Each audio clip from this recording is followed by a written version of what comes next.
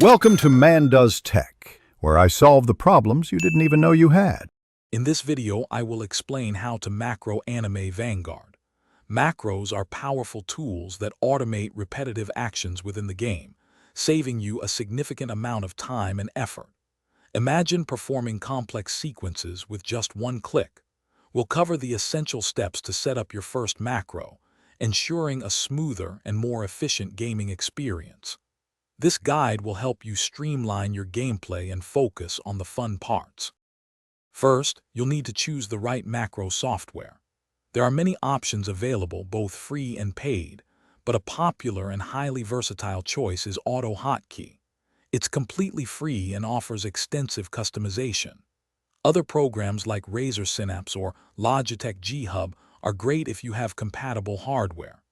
Look for software that provides a clear interface and robust scripting capabilities to make your macro creation process straightforward and effective.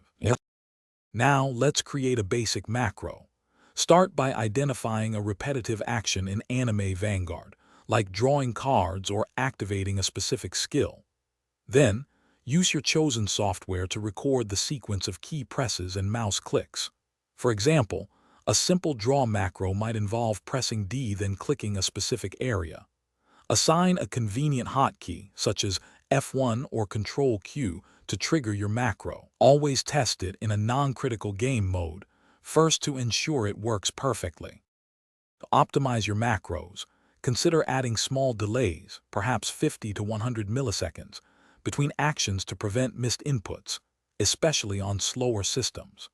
Explore advanced features like conditional statements, allowing your macro to react differently based on in-game conditions.